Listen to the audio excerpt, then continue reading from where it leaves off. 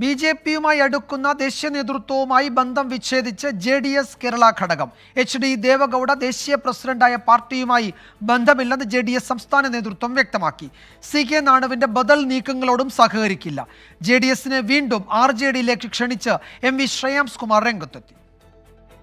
JDS സംസ്ഥാന അധ്യക്ഷൻ Mathew T തോമസിന്റെ അധ്യക്ഷതയിൽ ചേർന്ന സംസ്ഥാന ഭാരവാഹി യോഗമാണ് സുപ്രധാന തീരുമാനമെടുത്തത്. JDS കേരള ഘടകം സ്വന്തം അസ്തിത്വത്തിൽ പ്രവർത്തിക്കുമെന്നാണ് നിലപാട്. ദേശീയ നേതൃത്വം ഓരോ ദിവസവും BJPയോട് കൂടുതൽ അടുക്കുകയാണ്. ഇത് അംഗീകരിക്കാൻ കഴിയാത്തതിനാലാണ് HD ദേവഗൌഡയുടെ നേതൃത്വത്തിൽ നിന്ന് വഴിപിരിയുന്നതെന്ന് വിശദീകരണം. ഇനി മുതൽ JDS കേരള ഘടകം ദേവഗൌഡ ദേശീയ പ്രസിഡന്റായ പാർട്ടിയുടെ ഭാഗമല്ലെന്ന് മാത്യു ടി തോമസ്. ഓരോ ദിവസവും BJPയുമായി കൂടുതൽ അടുക്കുന്ന നടപടികളാണ് ദേശീയ നേതൃത്വത്തിന്റെ ഭാഗമായി ഉണ്ടായിക്കൊണ്ടിരിക്കുന്നത്. അതുകൊണ്ട് ദേശീയ നേതൃത്വവുമായുള്ള എല്ലാ ബന്ധവും വിച്ഛേദിക്കുവാൻ സംസ്ഥാന ഭാരവാഹി യോഗം തീരുമാനിച്ചു.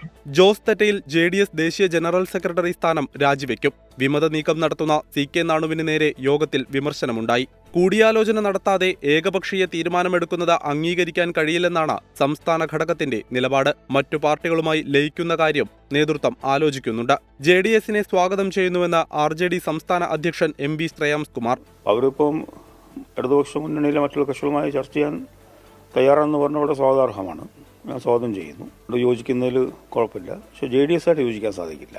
എൻ്റെ അഭിപ്രായത്തിൽ സോഷ്യലിസ്റ്റ് ചേരികളെ ശക്തിപ്പെടുത്താൻ വേണ്ടി നമ്മൾ ഒരുമിക്കണം എന്നാണ് എൻ്റെ വ്യക്തമായ അഭിപ്രായം. ദേശീയ നേതൃത്വവുമായി ബന്ധമുപേക്ഷിക്കുമെന്ന് പറയുന്ന കേരളത്തിലെ JDS നേതാക്കൾ ദേശീയ സമിതിയിലെ പദവികൾ രാജിവെച്ചിട്ടില്ലെന്ന വിമർശനവും MV ശ്രേയാംസ് കുമാർ ഉന്നയിച്ചു. കോഴിക്കോട് ബ്യൂറോയ്ക്കൊപ്പം 24 തിരുവനന്തപുരം.